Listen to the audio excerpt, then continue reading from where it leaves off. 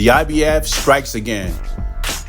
Alexander Uysk decided to vacate the IBF title, which means the rematch between Alexander Uysk and Fury will not be for undisputed. But I feel it does not take any shine off the fight. People still want to see it. And this is what Uysk said on X, formerly known as Twitter. Anthony and Daniel, I know the IBF title is important to you. It's my present to you on September 21st. So we'll have Anthony Joshua and Daniel Dubois on September 21st for the IBF title. Now, whoever wins that fight will be lined up to fight Fury for undisputed. If Fury wins the fight, which I don't think he will, because I think if Uysk wins the fight, I think he retires from boxing or he moves down to cruiserweight. There's been a lot of talk about him going back down to cruiserweight. It would have been nice to have 4 titles still on the line for the rematch. Fury fight for undisputed. But like I said before, the IBF strikes again. Crawford, Canelo, now Uysk. Maybe Fandora, is that Crawford rematch most likely happening because he's fighting Magical? For sure. Yeah. For sure. Dominant performance against Errol. He has this fight coming up with Sebastian Fundora. He's mentioned, hey, if he's successful, he would like to have the rematch. Do you foresee it at all happening? If he wanted the rematch, he would have took it at 47. I don't want to hear that. He's just going and do his fight and do what he needs to do to finish out his career. After this, I'm WBO and WBA champion. If he do fight me, then that's 3 belts on the line. There's only one more to capture. Bomac does not believe that Errol Spence wants a rematch. He says if Errol Spence wanted a rematch, he would took it at 147.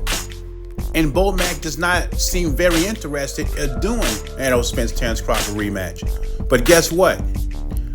If Errol Spence beats Fundora, Crawford is going to have to see Errol Spence once again at 154. And it could be for undisputed once again. And that is if both of them are successful in their next fights. Because Fedor and Majimov are very formidable opponents.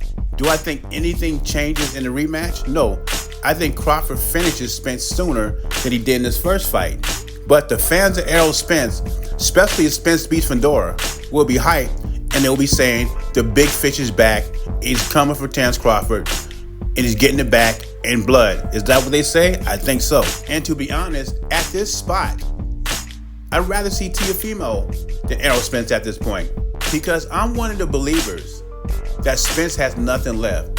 I think whatever Spence had left, Terence Crawford took away from him July 29th. So I'm not really into a rematch. I think Spence is definitely slipped. There is no guarantee he beats Fundora. And Errol Spence is still looking for a trainer.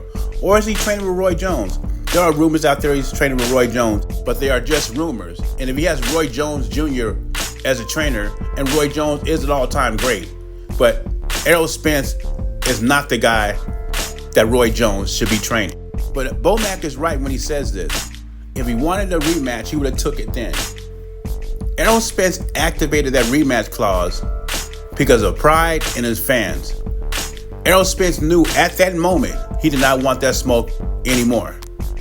That beatdown was vicious, and if the referee would not have stopped it in the 9th round, Terence Crawford would officially retire Errol Spence at that moment. If the fight happens at 154, I think it's going to be worse. Anyway, let me know what you think about Uysk vacating the IBF title. Also, Bomac's comments. Jay Beasy, I'm gone.